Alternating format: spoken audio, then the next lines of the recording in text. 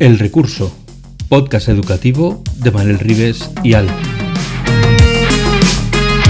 Ahora Golden Mac Edu te da la oportunidad de probar el iPad en tu centro educativo gratis.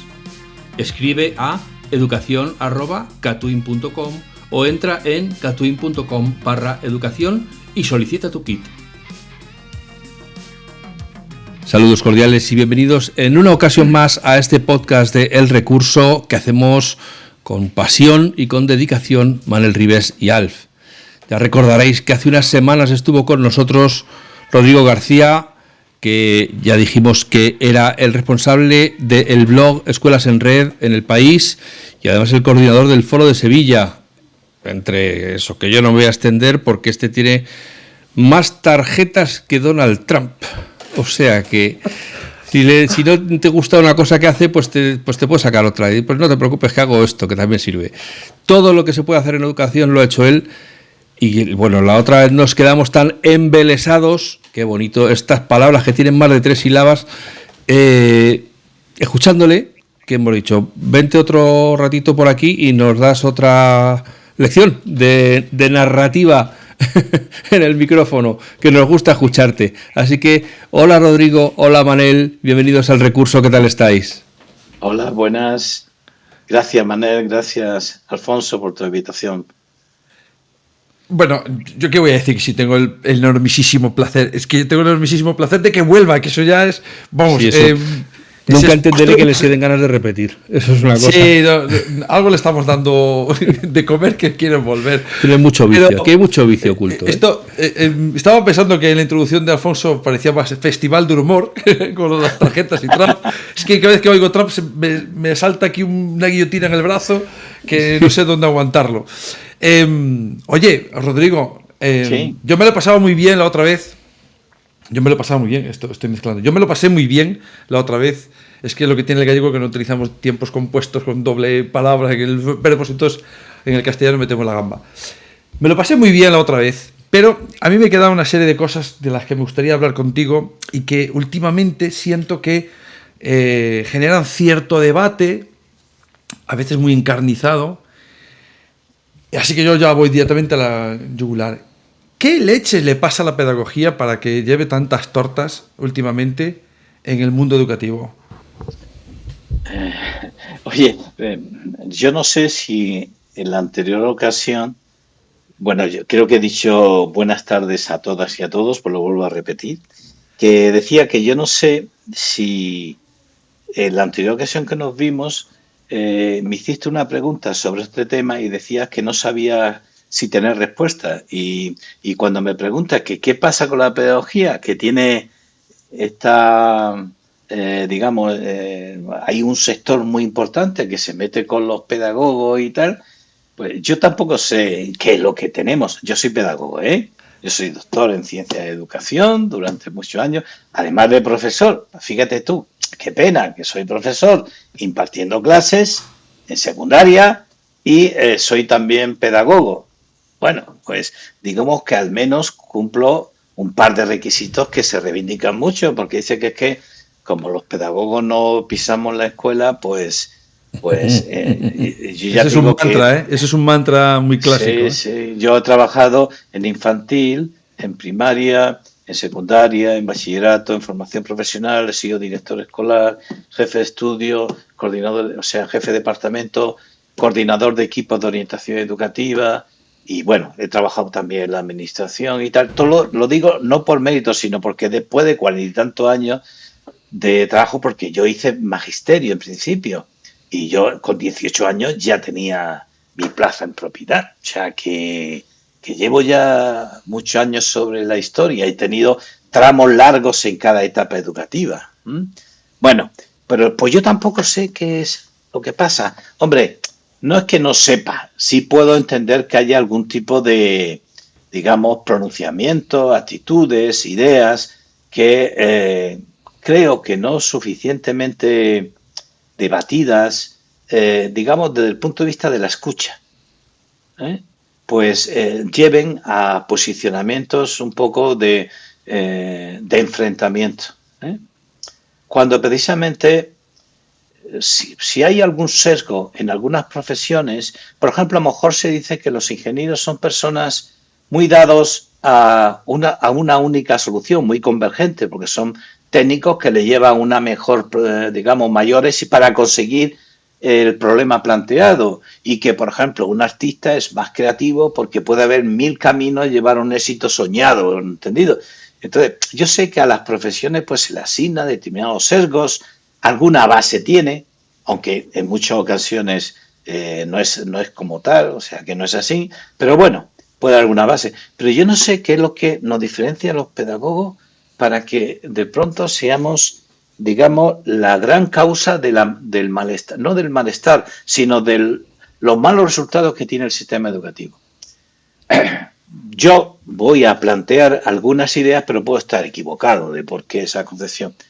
Hay una posición con lo cual yo soy muy crítico, y es haber convertido el currículum, es decir, lo que se enseña, en una especie de ingeniería planificadora burocrática.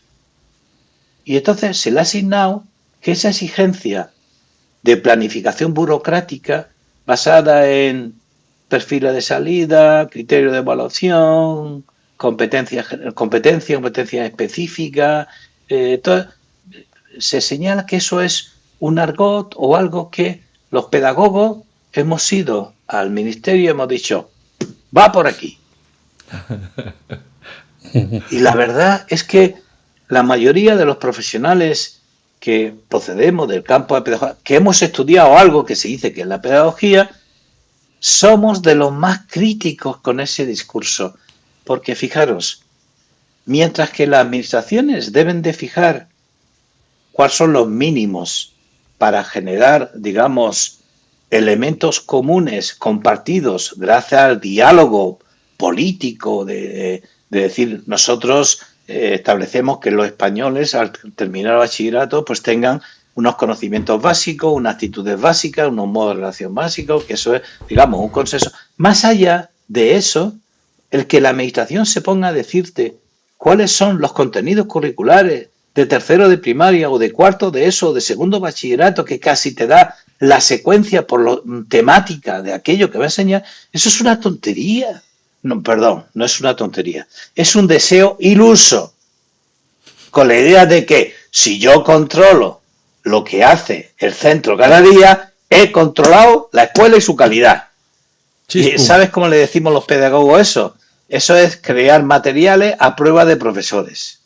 Es decir, claro, yo creo un formato ideal que a continuación yo como docente lo meto en mi casilla de la estantería y sigo con mi rutina de siempre. Es más, primero me llega, no lo he vivido, me cae sobrevenido y encima quieren que yo cumplimente formalmente e incluso a través de hojas de cálculo, de grandes matrices, etcétera, algo que es la vida de mi centro. O sea, no solamente me llega sin que yo haya participado en nada en eso que me dice, sino que a su vez me fuerzas a leerlo y sobre eso dices que planifica o que escriba lo que hago todos los días.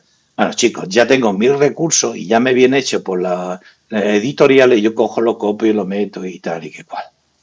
Y eso se dice que es de los pedagogos. Si acaso hay una corriente en psicología del aprendizaje, que es la psicología cognitiva, que es la que ha profundizado más en ese discurso de competencias, o sea, de capacidades, competencias, y luego hay organismos internacionales como OCDE y UNESCO que han apostado por ese discurso.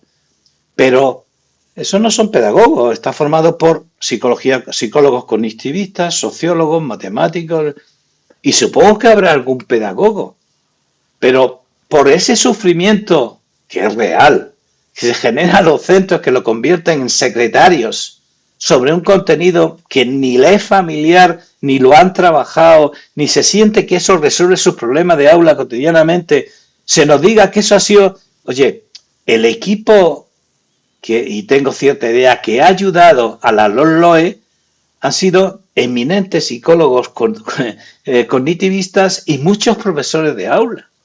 Y a lo mejor, repito, hay algún que otro pedagogo por medio. Pero yo nunca he estudiado. Es más, ahora pues me tengo que formar o conocer el ámbito más competencial, el ámbito más de criterio de evaluación o herramientas como portfolio y tal, que puedo estar de acuerdo o no en muchos de ellos, pero que no es un conocimiento generado y que va unido como existe a la profesión de ingeniero el hecho de tener un estilo de pensamiento más centrado en un resultado unívoco y ser artista y tener un pensamiento más divergente. Y resulta que por ser pedagogos nosotros estamos centrados en decirle a los profesores que programe por competencia y por más allá del valor que como aportación puede tener, no porque lo haya planteado la pedagogía, sino porque estamos hablando de ciencias de la educación. Y lo ha planteado la psicología, lo ha planteado la economía de la educación, la sociología de la educación, y lo han planteado como una salida en la que, tal como se está implementando, gran cantidad de pedagogos nos sentimos mal, porque la mejor manera de que no se implante una innovación es que no se vea necesaria. Y tú cuando a alguien le dices, oye chico, y creo que nos suenan los oídos cuando dice, hazme caso que yo sé de esto, ¿eh? Tú hazme y ponme a hacer esto. Te dura media hora y dice, mira, ¿sabes lo que te digo? Que lo hagas tú, porque responde a una necesidad no sentida por el docente y por tanto yo como ingeniero no voy a mejorar y como docente cumplo con la burocracia que como administrativamente se me pide, pero pasa por el dintel de las puertas. ¿Cuántas reformas han pasado por las portales de las puertas de los centros y la escuela y el aula ha seguido incólume? En pedagogía estamos muy de acuerdo con una idea. La innovación se hace en el desarrollo, no en el plan. Si yo tengo buenos desarrollos y luego se ordenan para expandirlos y utilizarlos como referentes, podemos hacer planes con sentido. Pero sin desarrollos, planes desde arriba, formalizados, burocráticamente entregados y no vividos, lo que genera es una especie de un anticuerpo frente a la innovación. Luego, que no, digamos que como pedagogos se nos diga otros defectos que supongo que si tenemos como colectivo, que eso de asignarle a un colectivo los defectos, habrá de todo, ¿no? Pues al menos este no, porque de verdad que nosotros no queremos que la solución de la educación está en decirle a los centros qué tienen que enseñar, cómo tienen que enseñar, cuándo tienen que enseñar, qué tienen que evaluar. A lo sumo, lo que hacemos o nos gusta hacer con los centros es hablar con ellos sobre qué dice la investigación, que puede ser una buena evaluación o que puede ser una buena metodología de trabajo colaborativo o lo que sea. Pero prescribirle a través de un boletín oficial qué, cómo, cuándo, eso no es una preocupación.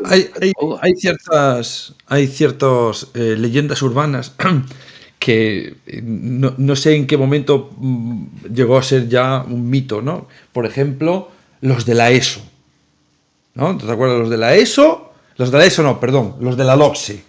Los de la LOCSE, en el momento que se inventó la LOCSE, España como que volvió al analfabetismo del siglo XVIII, ¿no? Este mantra que se utiliza de cuando llegaron los pedagogos, sabes que en ciertas redes sociales les llaman pedabobos. Sí, sí. De una manera, me parece que incluso, ya no injusta, porque es injusta, pero es insultante, claramente insultante. Mi pregunta es, ¿cómo llega ese mito a crearse? ¿Qué causas hay para que de repente alguien piense que la LOCSE, que venía también de Europa, que venía de Lourdes, venía todo esto ahí, y no hubiese, o hubiese, mejor dicho, unos pedagogos detrás creando todo eso? ¿En qué punto se ha creado esa mitología? Es curioso, porque mira, ¿quién ideó los famosos cajas azules y cajas verdes madre mía, las cajas de la reforma que ha habido a los... ¿Quién lo escribieron? ¿Quién la escribió? ¿Por qué no vamos a las autorías? No veo un pedagogo por ningún sitio. Veo Juan del Val, psicólogo cognitivista, veo Álvaro Marchesi, catedrático de Psicología Evolutiva, veo Elena Martín, catedrática también de Psicología de la Educación, veo a César Coll, catedrático de Psicología de Educación. ¿Dónde está el pedagogo? Y si acaso hay alguno, veo a profesores y maestros que escribieron algunas de las concreciones que había en las cajas rojas. ¿Me queréis decir, por favor, vamos a buscar un solo pedagogo? A lo mejor hay alguno que ha escrito algo y además con sentido bueno o malo, pero ¿por qué? ¿Quién ha escrito eso? O sea, yo no digo que no actúen esos profesionales como pedagogos en la medida que se consideren conocedores del sistema, pero por profesión y por cátedra y por especialidad universitaria, no lo son, ninguno. Luego, esto parece una especie de fake news, ¿no? Sí. Sí. Si yo Se no ha digo, esparcido de una forma cuidado, peligrosa. que yo no estoy diciendo que la hayan hecho mal o bien, que no lo sé. Lo único que estoy diciendo que es que no lo han hecho los pedagogos. Ahí va yo. Y cuando eso se pedía y se exigía, era porque el secretario de Estado era Álvaro Marchesi. Y Álvaro Marchesi es catedrático de psicología evolutiva o de psicología de la educación, no sé muy bien. Pero de psicología, creo que psicología evolutiva en la Universidad Complutense.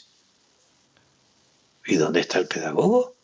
Y quien estaba directora general era Elena Martín, catedrática también de psicología evolutiva o de la educación. No sé, pero son del departamento de psicología porque yo tengo cierta relación, los conozco y son gente muy maja y con una visión muy determinada, que en algunos casos no estoy de acuerdo y en otras cosas estoy muy de acuerdo.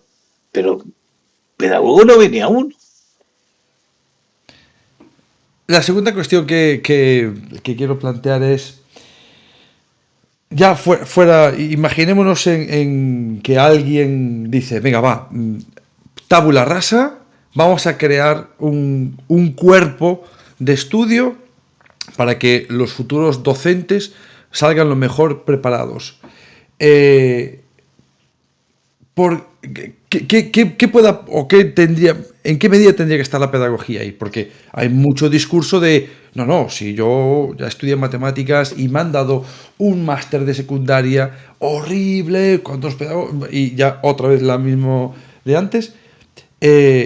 ¿Por qué a una persona que venga a discutir eso le dice, a ver, vamos a pensar qué aporta la pedagogía ahí o por qué es importante que esté ahí? Vamos a ver, es espléndida la pregunta. Vamos a ver si yo consigo responderla. Vamos a ver.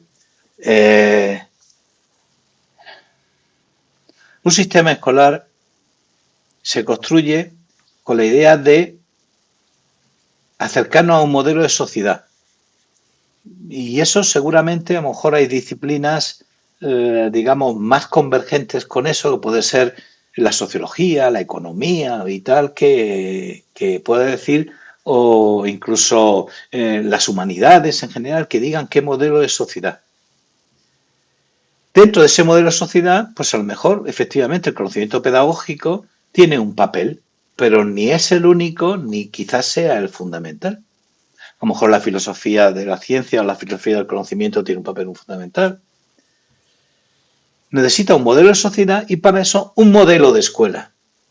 Resulta que en ese modelo de escuela hay multitud de profesionales, docentes en activo, no docentes en activo, familias con preocupaciones con respecto a la formación de sus hijos, pedagogos, porque es la profesión que se dedica a estudiar exclusivamente el sistema escolar, cómo funciona, qué investigaciones hay al uso, cuáles serían algunos principios básicos de lo que sería una educación buena y ética. Y luego hay, digamos, referencia a metodología de cómo hacerlo, pero siempre en la provisionalidad, que las metodologías son procedimientos para llegar a fines, los fines se van modulando y modificando y las metodologías pues se van modificando. Es verdad que no, lo que no puede ser es que si yo quiero conseguir una escuela justa, no puede ser una metodología a base de segregar. Entonces dice, ya están los pedagogos. No los pedagogos. Tú quieres que todos los chicos... Tú sabes que contra ese argumento tienen un contraargumento. Sí. Que se llama la cultura del esfuerzo. Sí. Vamos por partes. Pero digamos que esas coletillas están sin resolver lo primero. Vamos a ver, a un modelo de sociedad que consideramos que justa, inclusiva, igualitaria, etcétera, aún con todos los sesgos, pero digo, pues si tuviéramos que definirla, nuestra Constitución define un modelo de sociedad con sus grandes, pero marca grandes valores, ¿no? Bien. Seguramente ahí hubo pocos pedagogos y hubo muchos licenciados en Derecho, muchos constitucionalistas, economistas, yo no sé cuántos, pero pedagogos ninguno, o muy pocos. Luego hay un ámbito de decir, bueno, ¿y para eso qué modelo de escuela? Pues seguro, como he dicho, hay muchos profesionales, también habrá pedagogos porque su centro de estudio no es la geografía o la historia o las matemáticas, sino la escuela, su funcionamiento, los tropiezos que ha ido teniendo y al mismo tiempo parece ser que la investigación nos marca algunas rutas. Es un estudioso de todos los 5 años, más luego el doctorado, sobre ese tipo. Entonces, puede que tenga algún conocimiento. Con esto quiero decirte que ¿qué aporta la pedagogía? Una pequeña parte de un conglomerado de actuaciones interdisciplinarias y transdisciplinarias donde tienen todos mucho que aportar. Y que los pedagogos no van a encontrar a un docente de matemáticas por decirle, no, es que tú tienes un conocimiento muy centrado en el aula. No, quiere decir, es una labor no de enfrentamiento, sino de conjunción. Entonces, el pedagogo es verdad que por haber dedicado toda su formación a ese ámbito, puede decir cosas, pero puede decir cosas tan, tan simples como la siguiente. Nosotros, como pedagogos, nos gustaría tener una escuela donde las relaciones entre los chicos fueran de ilusión, de compartir, donde el padre, la familia y el profesor pueden hablarse, como te he dicho antes, con naturalidad, escucha con respecto a un compromiso común, donde los profesores, indistintamente de la etapa que sean sobre todo profesores, porque más allá de la disciplina consideran que tiene una función educativa, que tienen que saber mucho de conocimiento, pero que tienen que estar en función de generar buenas personas y que por tanto no puede haber un profesor de infantil con menos categoría profesional, con uno de primaria, con categoría media y con uno superior, sino un cuerpo único de profesionales que tenga como problema la formación de unos jóvenes, cada uno en una etapa educativa y a tenor de una serie de conocimientos, experiencias, etcétera, etcétera. Una escuela donde al mismo tiempo vea que ese centro es un lugar de aprendizaje, donde no solamente aprende el profesional, sino aprende la escuela, porque cada vez lo hace mejor. Una escuela que entiende que lo que le rodea no es extraño, que lo que le rodea es el núcleo de lo que tiene que enseñar. Me acuerdo de una experiencia del colegio La Vindaga. Están los chavales de cuarto, quinto, sexto, reunidos en la asamblea, preocupados porque es que la cisterna del váter sale y el váter se sale. Están atascados. Y entonces se preocupan, ¿qué habrán sido? Y entonces empiezan a comentar, pues eso es que echan los papeles, no está tal, que... Y entonces, a raíz de eso, los dos profesores que estaban trabajando decimos, ¿y por qué no estudiamos las razones de por qué se atascan los váteres? Empiezan a decir, ¿quién nos puede dar información? ¿Cuáles son los textos que ilustran que aquello que siendo desperdicio arrojamos a un váter o arrojamos a un servicio y que significa ese atasco? Hacen criaderos de restos para ver cómo se disuelve un determinado desperdicio. Van a la playa, hablan con los encargados de limpiar la playa, porque esto es en Málaga, limpiar la playa, recoger los restos y ven cómo al final de eso sigue habiendo palillos de los oídos. Después de eso establecen alguna hipótesis de trabajo. Hay un diálogo entre ellos diciendo qué contamina más, si los palillos que son de plástico o cualquier otro producto, incluso desecho de comida o de restos y tal. Después elaboran una respuesta. Lo explican, lo contextualizan, se lo someten a análisis de personas que visita. El padre de Luis, que es barrendero, el otro trabaja en el centro que hay para recogida de residuos y tal. Y con todo eso, en 2 semanas hacen todo un foco de estudio.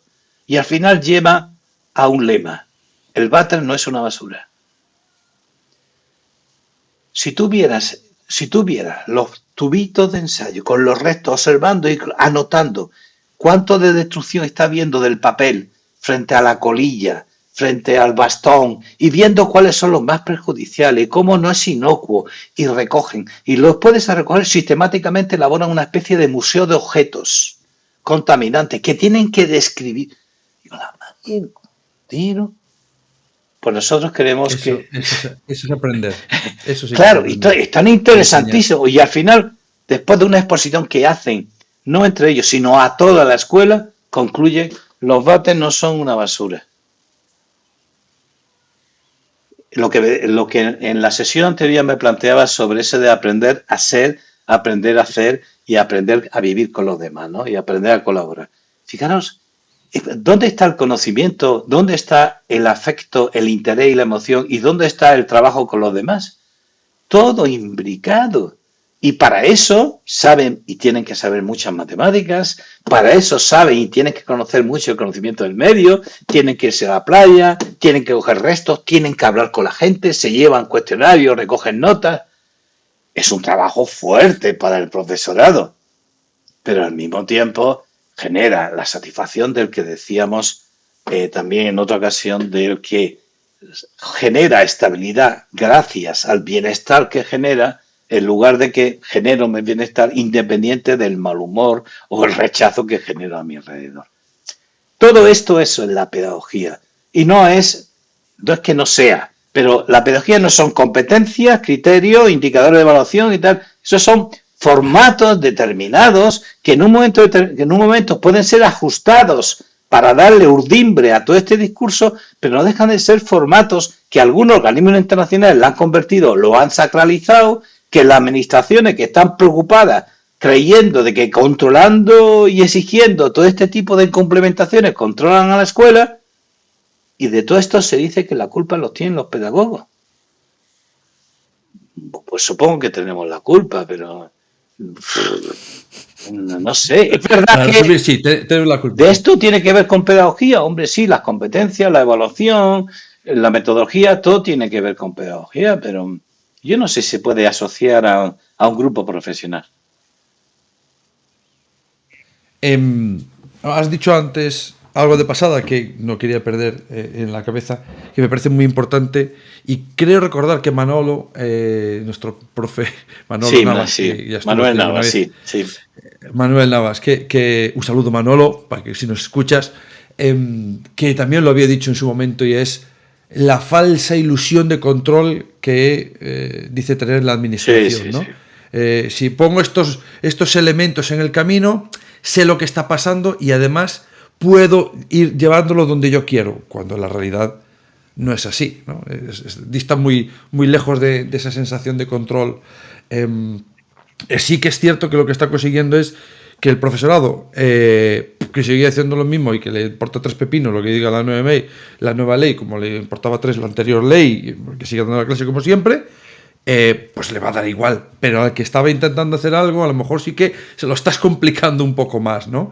Le estás llenando de burocracia, de sistemas muy parametrizados, que incluso en algún momento incluso llegamos a tergiversar, porque a mí me gusta mucho el tema de la evaluación formativa.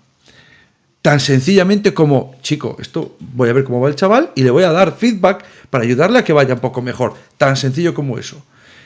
Y que se tergiversa, se manipula para, vamos a dar un número del 1 al 10. Para que, pero vamos a dar, sí, el porcentaje que además viene con decimales, con 2 decimales, y dices tú, ¿pero alguien de verdad se cree que le puedo adjudicar un 12,05 a algo en la lectura de inglés, por ejemplo? No tiene ningún sentido, ¿no? Y que eso sirve realmente en la realidad, porque servirá en el papel, pero en la realidad no tiene sentido ninguno. Todo esto ¿no crees que está haciendo que el profesorado se atrinchera todavía más? Yo ya te lo planteaba. Yo creo que la desconfianza de la administración en los profesores es un mal. Mira, había un ministro de Franco que no me acuerdo ahora cómo se nombre. Así que nos vamos lejos, Sí, que no me acuerdo cómo se llama. García, no me acuerdo ahora cómo se llamaba, que decía, son las 4 de la tarde. En Galicia están estudiando la paloma y en Sevilla están estudiando la paloma en primaria. Y en Sevilla. Y con la fantasía de que en Sevilla y en Galicia estaban destruyendo la paloma. De esas, de esas mimbres llegan ahora estos cestos. Esa visión controladora, burocrática, basada en la desconfianza, que es verdad que se tiene mucha sobre el profesorado. Además, lo sabemos que las carencias de dotación docente que llega al comienzo del curso tardan 15 o 20 días en sustituir. O sea, es denostar una profesión como no importante. Y luego se le exige que conformes individuos que vivan su realidad, que sean ciudadanos de pleno derecho, que tengan una visión crítica para transformarla, hacer una... ¿Qué me estás diciendo? Pero si no cuidas para nada, o sea, no le estás dando como administración un cierto reconocimiento de valor. Y luego una inspección cuya función es cumplimentar estadios burocráticamente y que ahora dice, pero como ahora me lo pueden mandar telemáticamente, ya estáis un poquito más liberados y tal. ¿Qué me dices? Me estás llenando... mirad, yo el tiempo que tengo de no docencia me gustaría dedicarlo a mejorar esa docencia, no en rellenar estadillos. Pero eso que muchos profesores lo consideran como una presión que exigimos los pedagogos, como he dicho antes, no tiene nada que ver con lo que exigimos los pedagogos.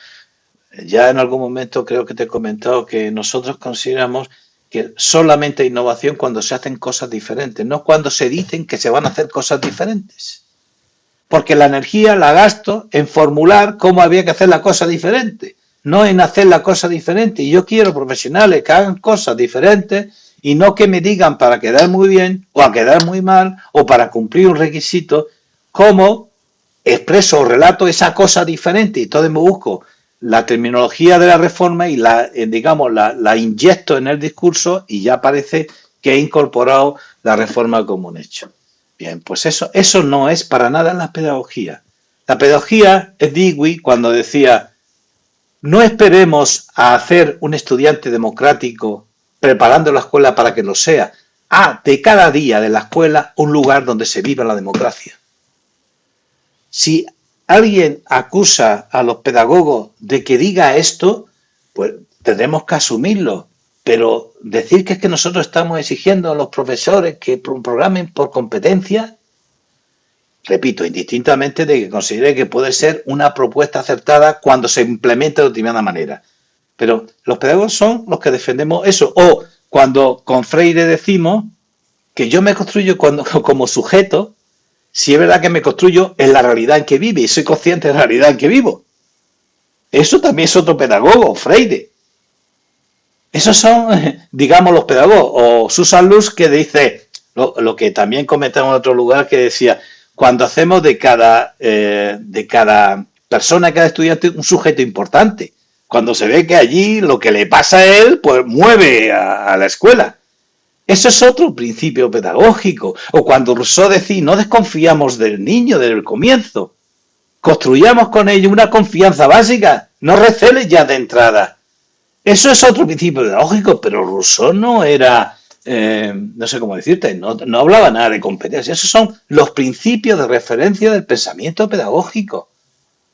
No estamos hablando, y estamos hablando de una pedagogía crítica, como con Giroud, en el que dices que el profesor es un intelectual, no en el sentido de élite, sino que se pregunta dónde vive, por qué hace lo que hace y cómo podría hacer las cosas de otra manera. Porque reflexiona sobre su realidad. O cuando se dice que el currículum se construye pensando con los chicos y con los estudiantes, con la familia, aquellos contenidos que le dan sentido, vida y que aprenden académicamente mucho, pero sienten personalmente mucho y viven con los demás socialmente de una manera enriquecida también con los demás. Todo esto son los principios de pedagogía. Y es verdad que en un momento determinado decir, oye, pues un portfolio que describe más lo que hace para una evaluación formativa me da más pistas que 4,22. Pero si es un portfolio que me describe, si me dices que es el tanto por ciento de la competencia 2, de acuerdo con el criterio de evaluación 3, a mí eso no me está diciendo nada. ¿Qué pasa? O sea, no hay ningún pedagogo que diga eso. Lo puede decir quien sea o como quiera, pero puede ser pedagogo, puede ser psicólogo o puede ser profesor de matemáticas. ¿A mí qué me estás diciendo, no? Bien, pues la pedagogía, si algo tiene que aportar a la educación, es esa idea de somos una herramienta en busca de una sociedad mejor con un componente ético esencial.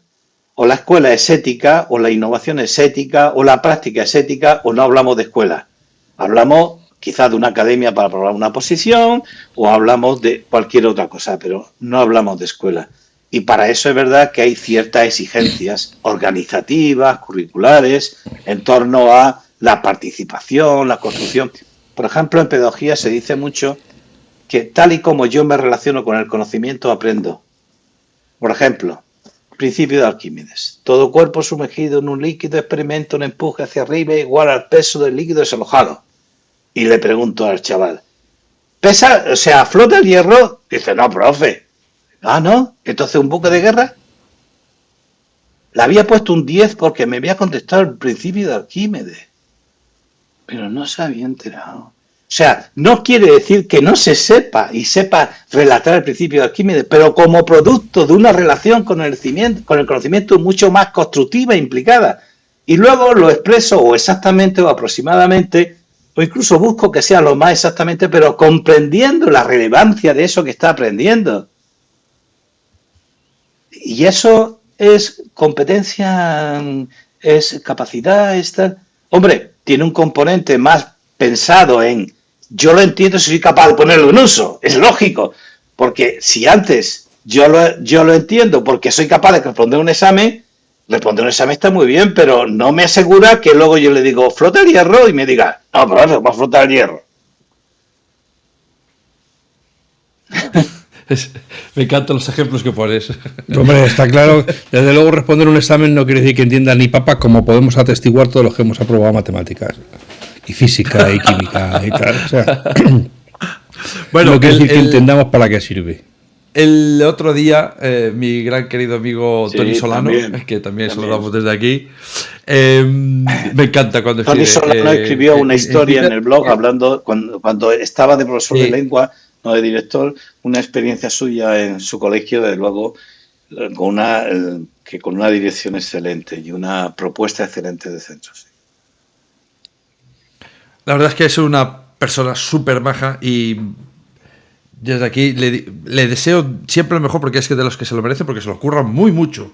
Y lleva palos en Twitter de 2 en 2. Pero me hizo mucha gracia al mismo tiempo que era para cualquier persona que lo reflexionara profundamente, si está en conexión con la educación, que venía siendo de... Entonces, todos los docentes que estamos dando clase ahora deberíamos hacer un examen de cualquiera de las materias de la ESO y hacerlo bien, ¿no? Porque le hemos pasado la ESO, ¿verdad? Y, claro, todos hemos hecho los exámenes, los hemos pasado, pero no nos acordamos cómo se hace una derivada, un logaritmo neperiano. Yo, desde luego, ni harto... O sea, parto de cero. Evidentemente que con el tiempo las cosas se olvidan, o los tienes en un rincón del cerebro, o seguramente los podrás rescatar más fácilmente si lo has visto hace menos.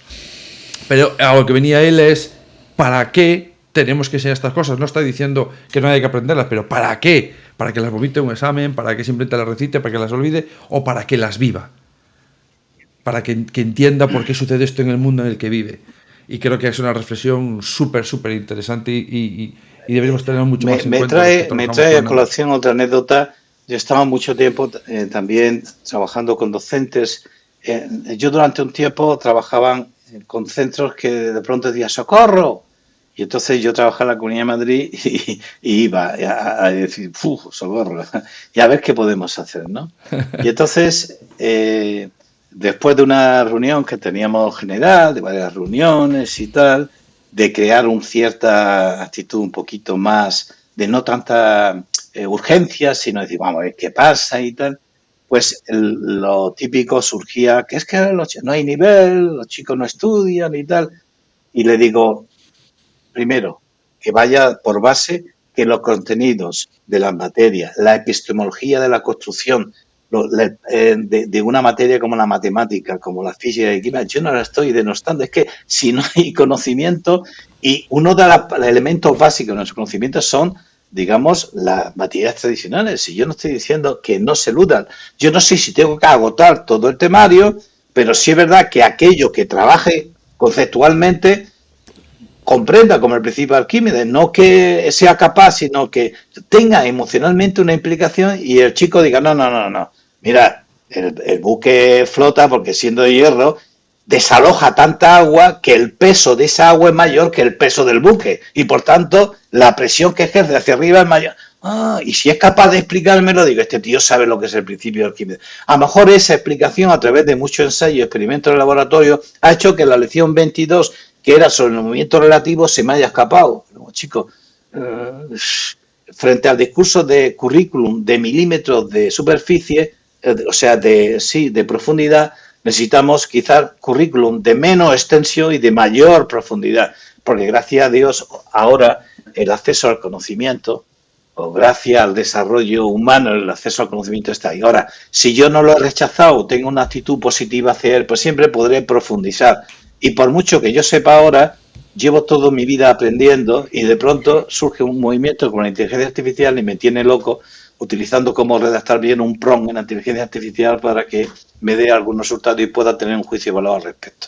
Y eso, por mucho que me lo enseñaron en un momento determinado, pues no ha dado lugar ahora. Y más cómo avanza el conocimiento. Pero la anécdota era, esto es que no hay nivel y tal, y le digo, ¿tú qué eres? Digo, catedrático de historia. ¿Y qué los contenidos que no saben los chavales ahora? Yo me pongo con la revolución burguesa y no saben nada, ni se han enterado, ni saben lo que es eso y tal. Le digo, ya, bueno. Y le decía de al lado, ¿y tú qué eres? Y yo catedrático de matemáticas. Y es que a partir de la trigonometría, nada. Digo, no, es verdad. Y le digo al de historia, ¿tú me podrías hallar el coseno de un ángulo? Mira, tontería, muchacho. Tú también fuiste a cuello ya, Yo no me acuerdo ahora del coseno de un ángulo. No. Y le dije al de matemáticas, ¿me puede decir cuáles son los ejes básicos que dieron lugar a que apareciera ese movimiento de revolución, que es la revolución industrial, y las repercusiones que ha tenido eso luego en el desarrollo europeo, en lo que es la civilización occidental y tal? Eso lo saben de historia. Entonces, después de eso, de una manera más suave, planteada y más tal, planteamos, no que no sean importantes los contenidos, pero si los contenidos no nos ayudan a pensar, y ese pensamiento nos produce cierta felicidad, cierto interés, estamos haciendo un pan como unas tortas, en un momento donde el conocimiento avanza a tal rapidez que no me da tiempo a abarcarlo. Claro, pero es que si no se sabe trigonometría, ¿qué va a estudiar en un futuro? Pues mira, este es catedrático de historia.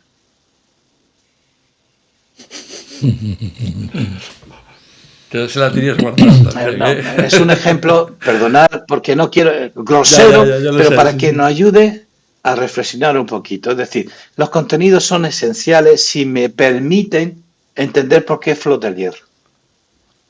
Pero si no me entiendes, si no es una acumulación de información, pues a la hora de la verdad me es de muy poquita utilidad, ya no solamente humana como desarrollo personal, sino incluso práctica. No me soluciona los temas. Eso quiere decir que no tengo que saber física y no tengo que saber mucha. Es más, mira, tengo una experiencia que se publica mañana de un profesor de historia que me tiene anonadado. Porque dice, no solamente hay que saber historia, sino cómo procede el historiador para aprender historia. Y entonces hace que los chicos durante toda la etapa de eso elaboran una especie de nicho, o como una especie de yacimiento, arqueológico simulado, y empiezan a recoger restos que clasifican, que etiquetan, que tal, que defienden por qué el objeto aparece en ese momento, qué relación tiene con el objeto del lado, qué tipo de uso podía hacer los humanos de ese mismo objeto. ¿Qué objeto anterior había? ¿Qué había objetos posteriores? Y todo eso es oyéndose lo uno al otro y recogiendo información. Al final de la ESO le dan el carnet de arqueólogo. ¿Tú crees que esa gente no ha estudiado o no aprende historia? Pero sabe que el valor de la historia no está en sí, sino esa curiosidad histórica de saber por qué, cómo, cuándo, para qué. Pero eso es porque lo ha vivido su propio proceso de aprendizaje. Seguramente se le escapa de estudiar algunos ámbitos, algunos temas, muchos. Pero ese proceso de conseguir mi carnet de arqueólogo al final de la cuarto de la ESO, a través de varias experiencias, donde lo que estoy creando continuamente museos artificiales, aparte de visitar otros museos, pero en el sentido de la catalogación, de la limpieza, de recopilar, de la labor que tiene un museo, de la explicación del objeto al resto de los chicos. Para ello yo tengo que informarme, recoger información, saber por qué, en qué momento. O sea, ese profesor no está estudiando historia. Bueno, yo creo que nadie está rechazando ese conocimiento. No es pedagogo, pero ojalá consiguiésemos.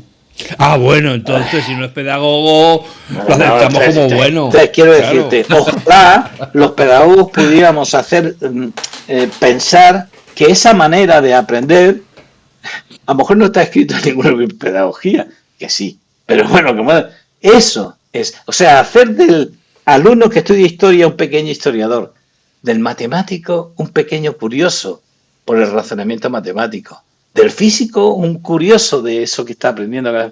Eso es la mejor manera de aprender. Y con esto, señoras y señores, ya está. No hay nada más que añadir. Suelta el micro. Venga, suelta el micro. ¡Boom! Claro, como los memes son, que suelta así el micro. Venga, y me voy. Pero yo tengo una experiencia bueno, llevo 30 años y entonces tengo más que una, pero tuve la suerte de estar 5 años con el mismo grupo, cosa súper rara porque normalmente no se deja hacer. Pero en mi caso, bueno, pues se conjuntaron todos los planetas, las familias querían, yo quería, los compañeros les pareció bien, entonces estuve con los mismos nanos 5 años. Mis tigres y gallifantes, que nos llamábamos, ¿no? Y me acuerdo de la experiencia que hicimos, que estábamos trabajando, pues lo típico de primaria. El ciclo del agua. ¿Quién no ha dado el ciclo del agua, por favor? Es un clásico, ¿no? Pero una de las cosas que les puse como reto para ellos era, no, vas a tener que buscar quién se encarga de poner el agua limpia para que llegue a tu grifo. Podéis hablar con quien quieras, consultar, discutir cómo se llama eso, en dónde se hace, y vas a tener que llamar y que te pongan con alguien que te lo explique el proceso. No te lo voy a explicar yo. Pues me acuerdo uno de los nanos, cada día me venía, llamo y me cuelgan. Y digo, ¿pero cómo que te cuelgan? Sí, yo les digo, que quiero, soy unido, plug, y me cuelgan el teléfono. Y pues, ¿qué vas a hacer? Pues lo voy a hacer mañana otra vez. Y estuvo así una semana hasta que alguien se cansó de colgarle el teléfono y le explicó, y dijo, y fue majísimo, y me lo pasé muy bien, y aprendí un montón de cosas. Y ese día dije, vale, ¿ves? No se viene a la escuela solo a aprender. Se puede aprender de mucha gente y nunca debemos de renegar de alguien que nos puede enseñar algo. Y tú le has enseñado algo a esa gente también, que tienes persistencia porque tú querías conseguir que alguien te contestase las preguntas y que tienes educación, que no le has dicho, me cago en que me habéis colgado, sino que has... Quiero decir, lo que vienes tú contando, ¿no? Que ese chaval era curioso, quería aprender, quería pasarse por encima de todos los problemas que había encontrado y que aún así tuvo fuerzas, ganas y consiguió al final alcanzar el reto de voy a explicar a mis compañeros cómo funciona esto. Y me parece súper bonito para ese chaval, me parecía fantástico. Yo le lavaba, eres mi héroe, con 10 años eres mi héroe. Otros hubiesen dicho, mira, paso. Con 20 o con 30 hubiesen dicho paso. Y con 40 y con 50 también. Y hasta aquí, señores. Alfonso, cierras tú, por favor. Rodrigo, muchas gracias por haber encontrado este rato, una ocasión más para venir aquí a contarnos pues todo lo que ves desde esa atalaya de innovación y de educación que luego llevas a tu blog, todas esas experiencias de avance real, no de avance de boquilla, y a los recursillistas pues muchas gracias también por la fidelidad de estar semana tras semana escuchando estas charlas que esperamos que os aporten diversión, conocimiento y un poquito de una pizca de ganas de seguir dándole duro a esta vocación tan bonita que os ha traído hasta aquí, ¿no? Entonces, Por nuestra parte ya nos están diciendo que nos traen el pedido que hemos hecho para la semana que viene, así que nos tenemos que ir a colocarlo para que esté todo ordenadito y que la charla de la semana que viene salga como esperáis, que es siempre el alto nivel que tiene la gente que viene aquí a hablar. Así que muchas gracias por todo, Rodrigo. De verdad, un abrazo muy fuerte. Esperamos que vuelvas. Ya no te voy a decir que vas a volver otra vez, porque me vas a mandar a mí como si fuera un catedrático de historia, pero que sepas que a la que te descuides te volvemos a llamar para que vengas a contarnos nuevas experiencias. Y a Manel, pues lo dicho, que se tome un poquito de agua, a ver si se calla un poco, y la semana que viene volverá otra vez con el rollo listo para soltarlo. Así que, recursillistas, muchas gracias y hasta la semana que viene.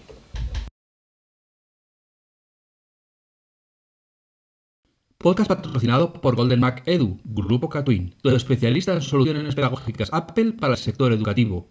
Si estás interesado en saber cómo la tecnología amplía las posibilidades de enseñanza y aprendizaje de tu centro, visita nuestra web edu.goldenmac.es.